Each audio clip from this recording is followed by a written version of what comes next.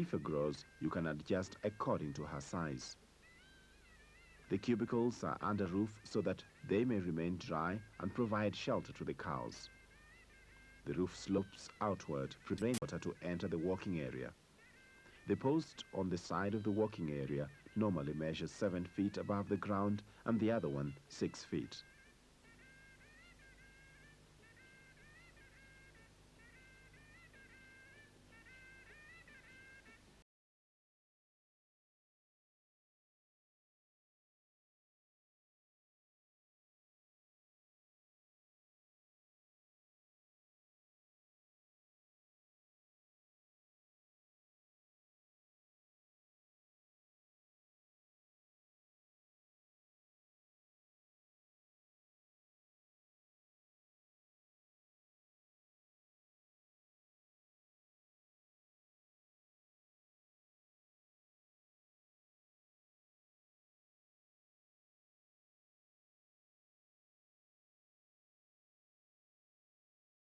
This makes it easier to clean and to collect all the dung and manure.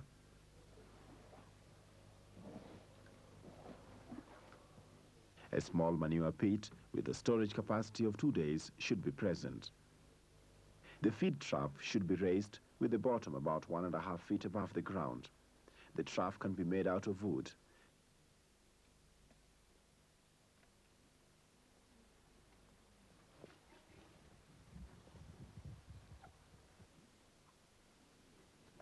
Cement is also possible, but more expensive.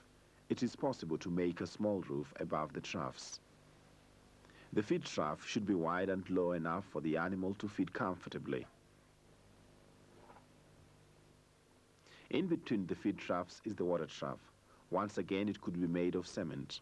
But of course, an inexpensive one like this water container, just made out of a cut drum, serves the purpose equally well.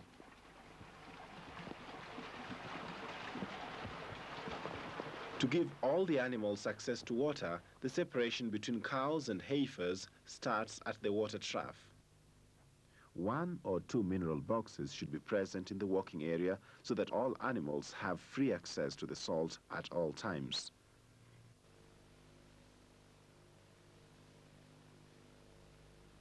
The milking place is situated next to the cubicles and also 4 feet wide. It has a concrete floor. It may contain a neck yoke and always a small feed trough for dairy meal in front. The yoke is used to close in the cow before it is milked.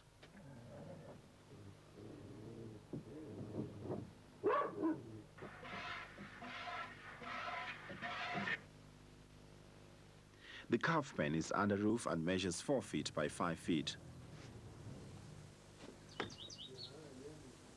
The height is 5 feet. The floor is raised 1.5 feet above the ground. All the sides should be open to give fresh air to the calf.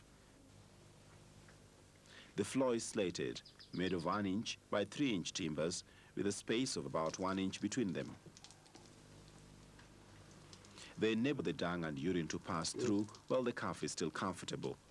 Do not put any bedding. Make sure there's a provision for a pail of water, a feed trough, and a small box for concentrates and minerals. Next to the calf pen, also under roof, is the area for cutting the napier grass. And at last, if required, a store can be part of a zero grazing unit. How do you build such a unit? You need to work according to a proper plan. Contact your livestock extension officer for that. You need timber, sand and stones for the area to be concreted. If necessary, blocks.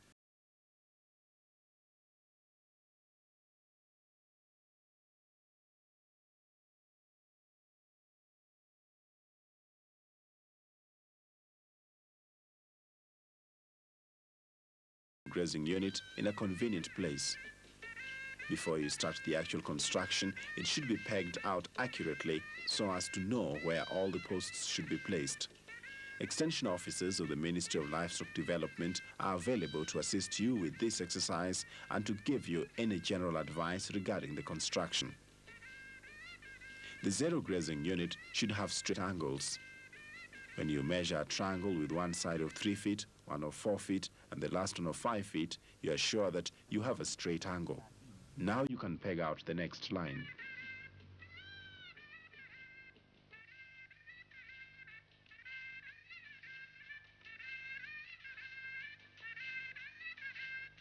When the pegging is completed, you dig the holes for the poles.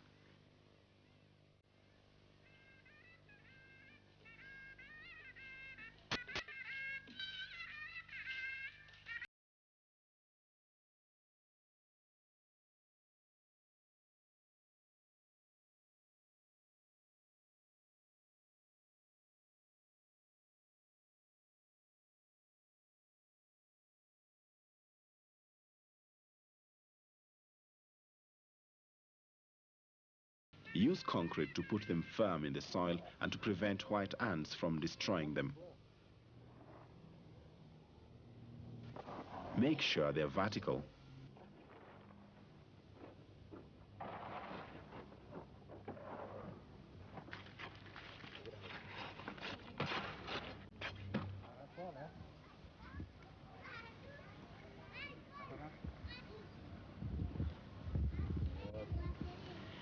Stretch a rope to the other corner post so that all poles in between are put in a straight line.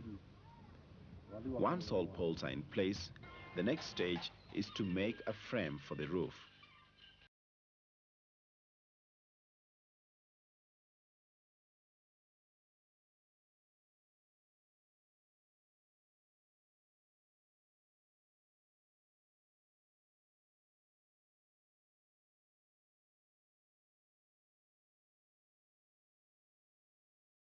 Iron sheets of 3 meters long and 28 or 30 gauge thick.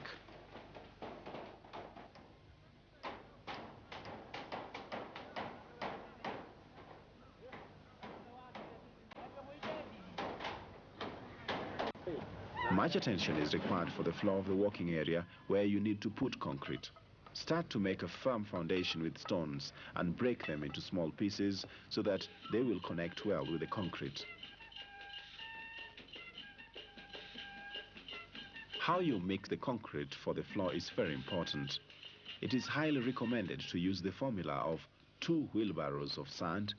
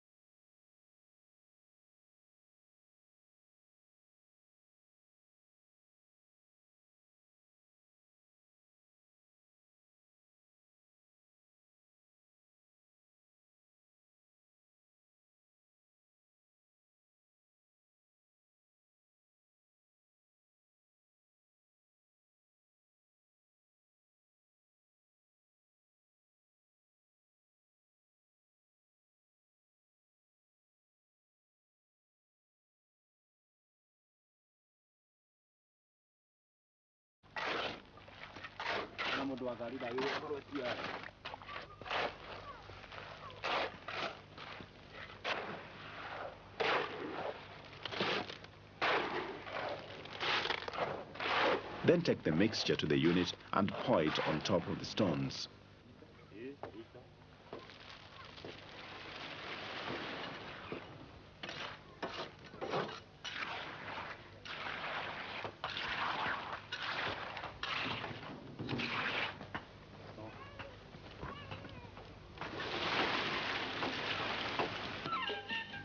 The concrete layer at the working area should be 4 inches thick.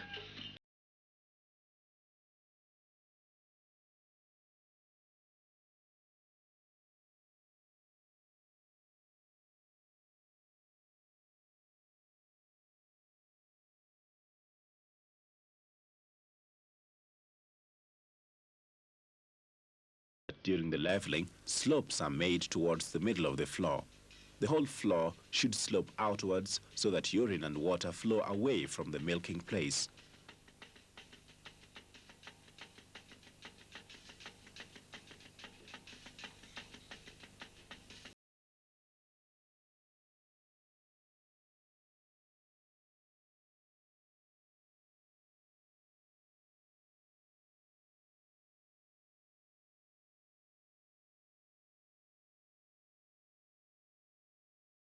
Floor harden and keep it wet for 1 week before you allow the cows to enter. The construction of a zero grazing unit is quite an investment, but a unit like this will last for many years and enable you to become one of the successful farmers in the country. Now you can give a pleasant surprise to your animals. You can take them out of the mud and dirt and move them to their new home.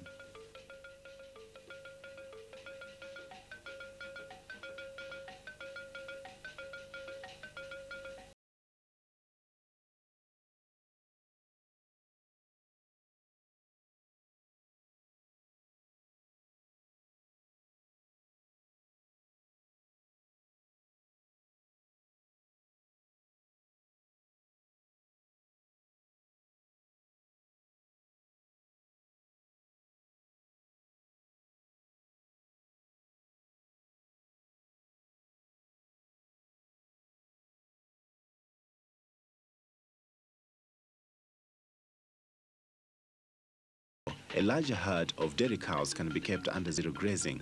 Also in this case, you have to provide them with proper housing.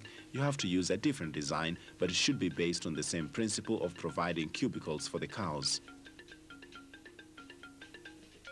Once again, let us look at the main points. A zero grazing unit should comprise of cubicles, a walking area, and a feed trough.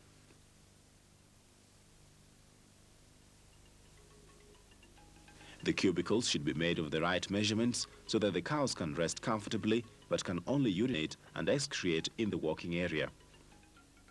The walking area should be concreted and have slopes to facilitate cleaning and collect all the dung and urine. A zero grazing unit is not complete without a calf pen. When you provide sufficient fodder to your cows in such a unit, the cows will give you a return on your investment and labor in the form of high milk production.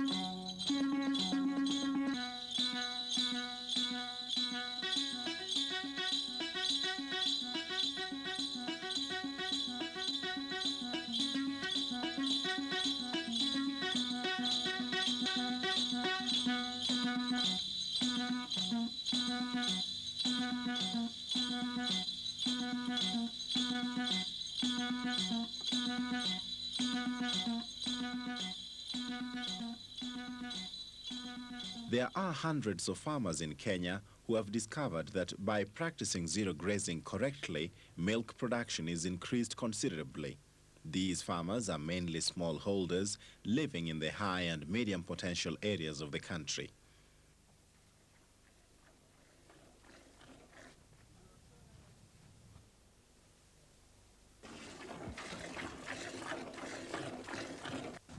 Imagine getting up to 15 or even 20 liters of milk per day just from one cow. What can you do to reach such high yields in your small farm? Well, the answer is practice zero grazing and do it in the right way. Grow a good fodder to feed your animals, like napier grass. Napier grass is highly recommended because it is high yielding, it is drought resistant, and remains green in the dry season. It is very suitable for cutting, and if properly managed, it has a good quality and can stay for many years. Therefore, in this film, we focus on good napier grass management.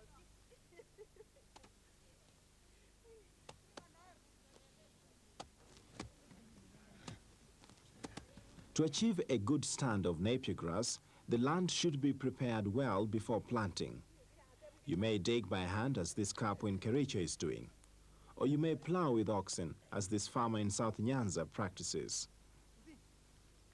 It is important to establish a good seed bed, which should be as much as possible free from weeds. Therefore, you have to plow more than once. In case the land has been used before for a crop like maize, it is advisable to apply farmyard manure at the time of plowing.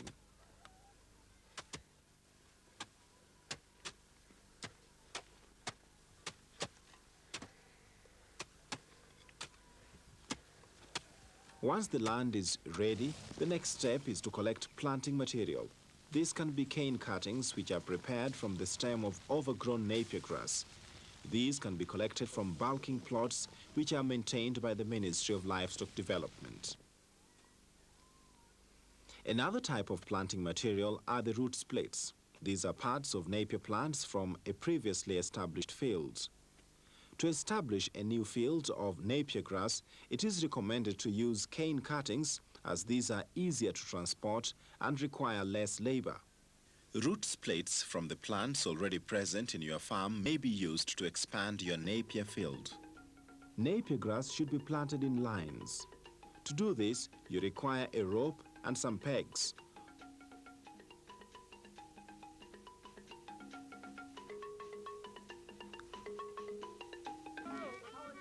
Also prepare 2 sticks.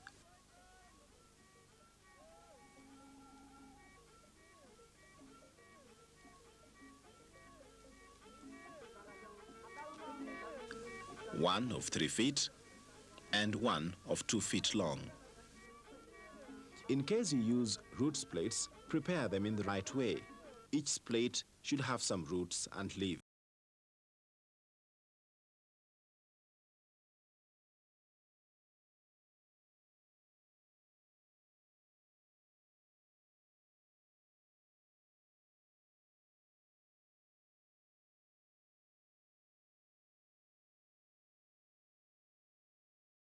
Plant along the rope and leave a space of 2 feet in between the plants. In the heavy rainfall areas, you need about 1 acre of land planted with napier grass in order to support 1 cow and a heifer. With correct management of napier grass, even 3/4 of an acre might be enough for this purpose. In the dry areas, 1 acre with napier grass will support 1 cow only.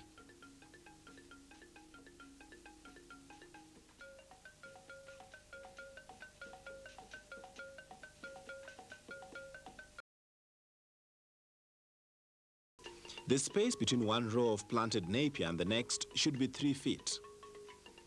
When planting with cane cuttings, cut the stems of the overgrown napier properly.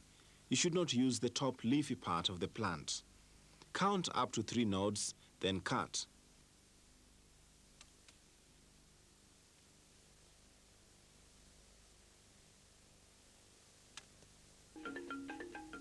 Ensure that the buds are left intact and not interfered with. These are the parts which will sprout. Push the cane cuttings at a slight angle into the ground. Make sure that 2 nodes are in the soil, leaving 1 node above. The buds must be above the nodes when you plant the cane cutting.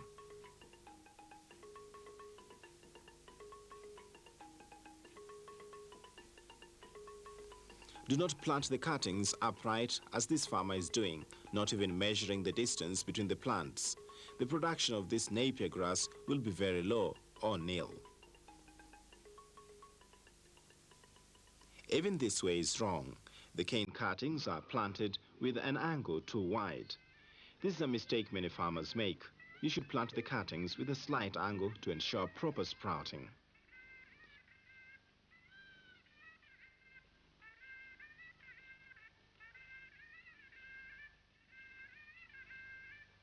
The next step is to apply the NPK 2020-0 fertilizer.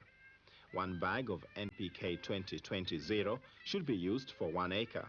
That works out to about 1 treetop bottle cap for 5 plants.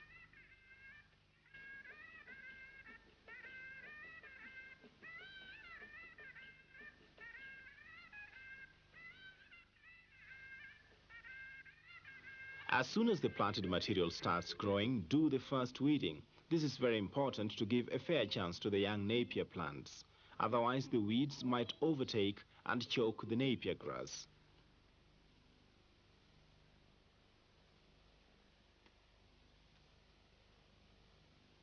With the rains, the planted cane cuttings will start sprouting after a few weeks. A closer examination of the plant shows clearly how the sprout develops from the bud on the cutting.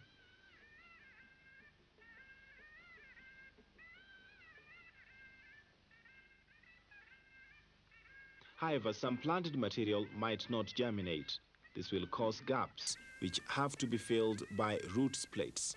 This results in a maximum utilization of your land.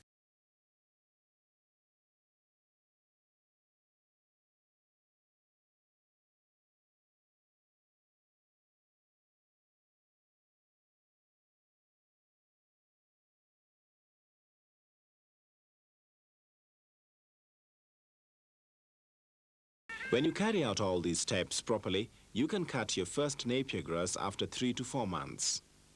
Cut your napier grass when it is between 2 and 3 feet. At this height, the napier grass has the best feeding value for the cows.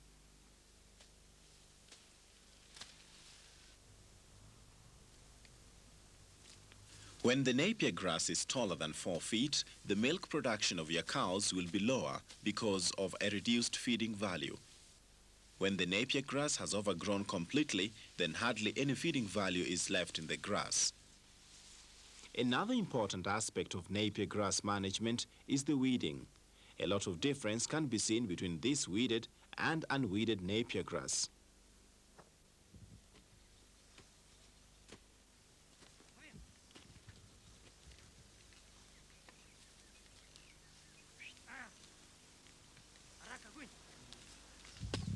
Oxen can be helpful to carry out the weeding.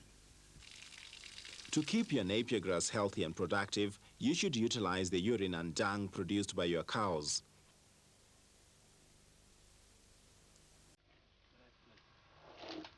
All the manure should be taken to your napier grass. Both the dung and the urine should be collected in a manure pit next to the zero grazing unit. The urine is just as important as the cow dung. The urine should be well mixed with the dung.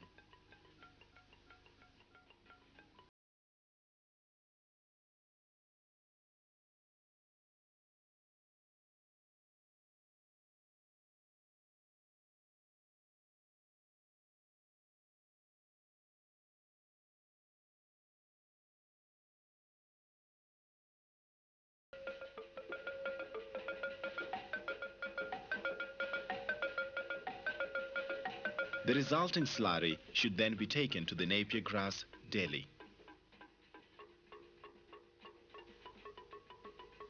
The slurry should be applied to the napier grass area which has been cut that same day. After cutting, a thorough weeding of this area should be done first.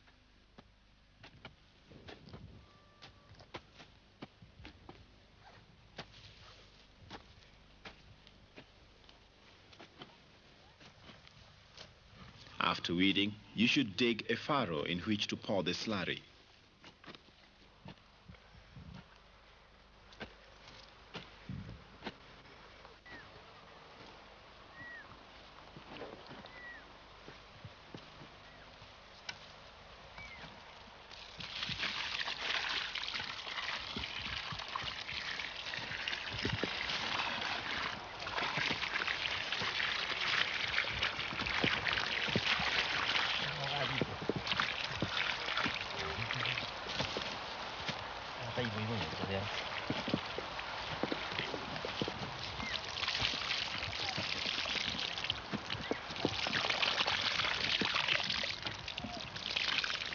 After pouring the slurry into the furrow, cover it with soil so that the nitrogen, so important for the grass, does not disappear into the air.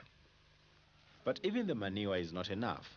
The napier grass is a very demanding plant. That is why you should add CAN 26 fertilizer on the area which you have just cut, weeded and manured. This is what is called top dressing. Apply 1 bag per acre, that is about a treetop bottle cup for 6 plants. The CAN helps the cut napier grass to regrow quickly. Another fertilizer essential for your napier grass is the NPK 20-10-10. You should apply 2 bags per acre during the middle of the long rains. This comes to 2 treat-of bottle cups for 5 plants. You should repeat this same treatment at the beginning of the short rains. This fertilizer is important because it helps to produce more napier grass for the dry season. With this type of good management for your napier grass, you will be able to harvest the leafy dark green napier with a high feeding value as opposed to poor yellowish napier grass.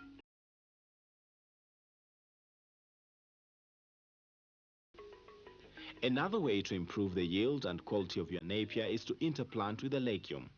A legume like this desmodium is fixing nitrogen and makes your soil richer for the napier grass. The evidence comes out of this research plot, where the section with the desmodium exhibits a greener napier than the section without desmodium. To plant the desmodium, first prepare the seedbed. Make shallow trenches at a distance of 3 feet apart.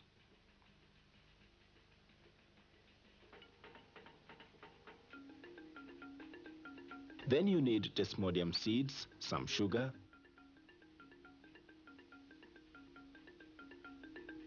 some water, and some legume inoculant, which you may obtain through your extension officer.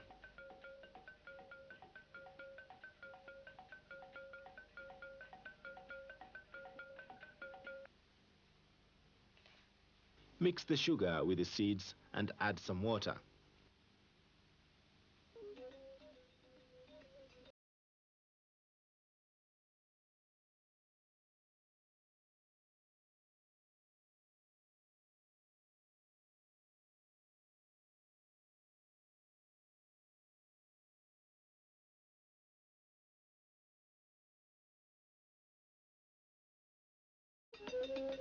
It is important that the inoculant is added to the desmodium seeds.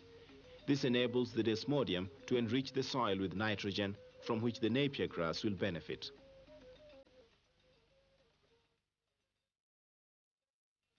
Add some of the inoculant and mix again properly.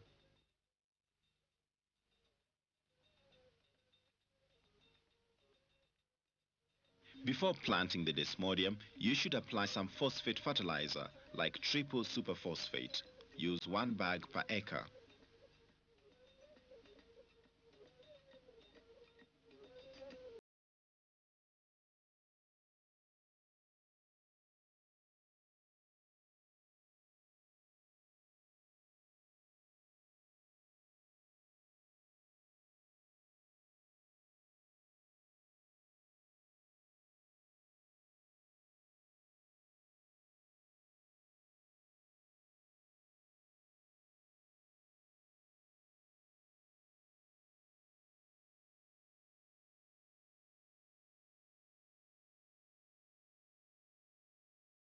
To cover the desmodium with a very thin layer of soil. After some weeks, the desmodium will have germinated. At this stage, you may now plant the napier grass using the cane cuttings. The cuttings are planted at the normal spacing of 2 feet in the rows.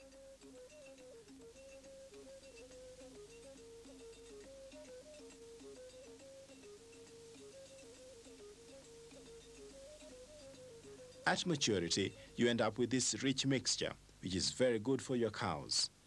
Ensure that when you cut the desmodium, you cut it at least some 6 inches above the ground. That will result in a better regrowth. Another legume good for both the cows and the napier grass, which you may interplant, is the fodder tree Lucina.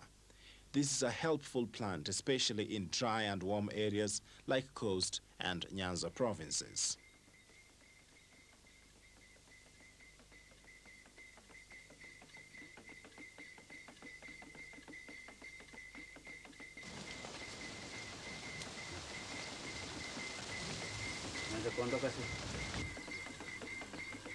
Another thing you should remember is to plant your napier grass close to the zero grazing unit.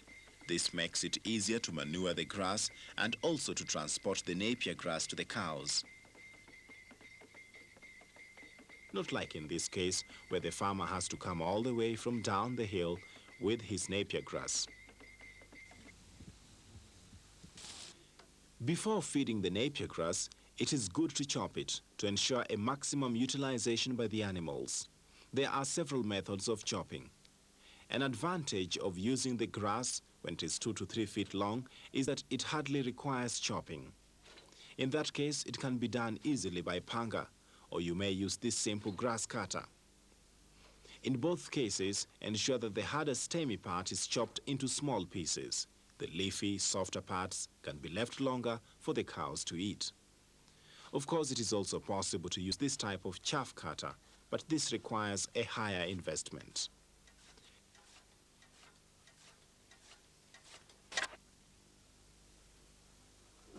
Your napier grass is now ready for the cows.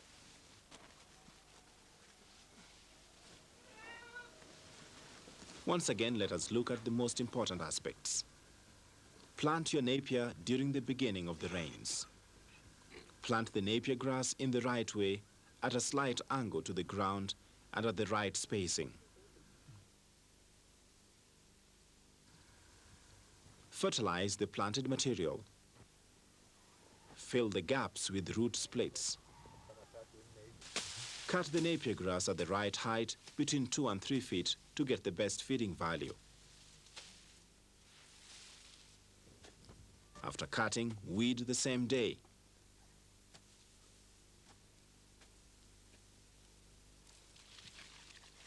Apply manure daily on the cut and weeded area. Cover the manure immediately with soil.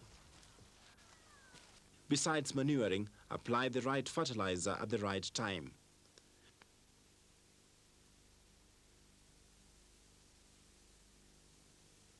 Well-managed napier is dark green and leafy and is good for your cow and for her milk production. If you follow these advices correctly, then you should be able to get good napier grass and as a result, a high milk production. For more information, contact your nearest livestock extension officer.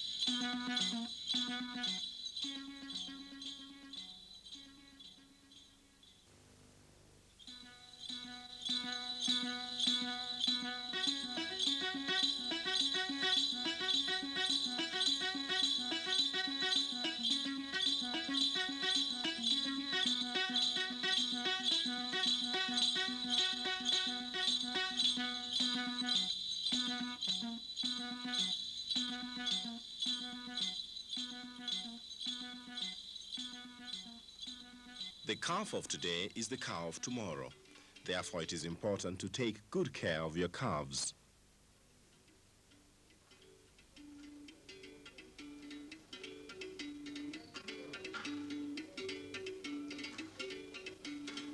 On too many farms, calves are neglected. They become unhealthy and remain very small.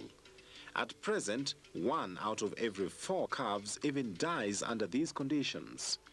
Poorly managed calves will result in small cows which produce their first calf at an older age and which will never become high milk producers.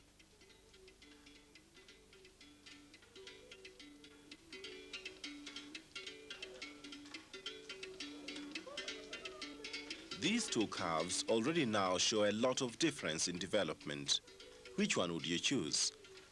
For the major part, it will be in your own hands what your calves will look like. Take good care of them and they will have a bright future. In fact, calf rearing starts already before the calf is born. Take good care of the cow in calf. Dry the cow 2 months before calving. During this period, the unborn calf grows very fast. During the last month before calving, the cow should receive 1 to 2 kilograms of dairy meal per day, depending on her condition. This we call steaming up. When a cow is near to calve, she shows some clear signs which are easy to recognize. Her udder swells, her vagina swells, and some thick mucus comes out. The ligaments become loose and will be down completely at the time of calving. When you are sure the cow will give birth soon, it is good to remove her from the zero grazing unit to a clean place.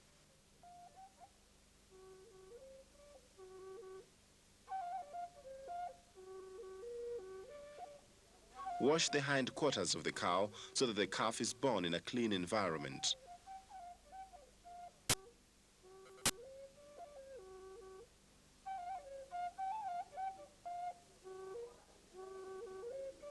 Soon after calving, separate the calf from her mother. During the first 3 days after calving, the cow produces a special type of milk called colostrum, which is very important as it protects the calf against diseases and it contains many valuable nutrients. The first colostrum has an outspoken yellow color. During the next days, it becomes more white, and from the 4th day, the milk is normal. The colostrum should be given to the calf immediately after birth. During the first 3 days, the calf should receive the colostrum 4 to 5 times per day and 1 liter at a time. Teach your calf to drink from a bucket or pan, as this technique is as new to it as the rest of the world. Place the calf immediately in a calf pen. The measurements of the pen should be 4 feet by 5 feet. 5 feet high, and the floor is raised 1.5 feet from the ground. All the sides should be open to give fresh air to the calf and to prevent draft that may cause pneumonia to the calf. The floor should be slatted. In this way, the dung and urine are pushed through the slats and the calf stays clean and dry. This prevents worms from infesting the calf. Do not put any bedding on the floor. Make sure there's a provision for water, grass, concentrates, and minerals.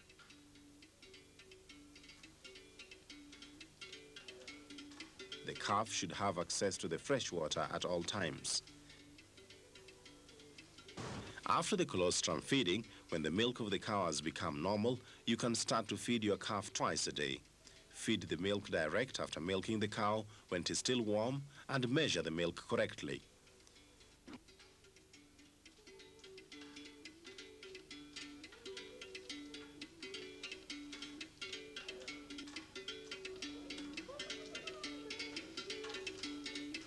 When your calf is healthy, it will drink the milk very fast. Till the end of the 2nd week, feed your calf 6 bottles per day, 3 in the morning and 3 in the evening. From the 3rd to the 9th week, add 1 bottle in the evening. That brings the total to 7 bottles. During week 10 and 11, reduce again to 6 bottles. Week 12 and 13, you give 4 bottles. And during week 14 and 15, 3 bottles. After week 15, you stop giving milk. In this way, the calf will have received 415 liters up to weaning. Also give concentrates to the calf, preferably early weaner pellets. During the first 2 weeks, just give a handful. Week 3 and 4, give half a kilogram per day. During week 5 to 8, supply 3/4 kilogram per day. And from week 9 to 15, you give 1 kilogram per day. This means that at weaning, you will have given 70 kilograms of early weaner pellets, which is just 1 bag. Make sure that fresh water is available at all times and feed chopped young fodder from the 2nd week. To avoid scouring of the calf, hygiene and cleanliness of the bucket and bottle used for feeding is very important.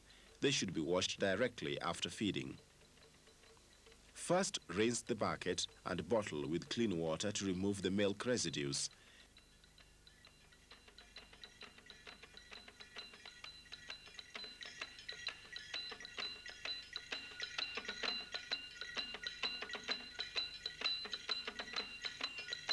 Then wash with hot water and